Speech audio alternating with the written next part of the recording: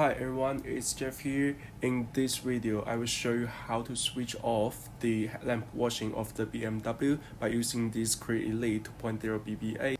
To put it simply, we use the BMW Diagnostic software of this tool and its coding and personalization menu to get access to the car access system.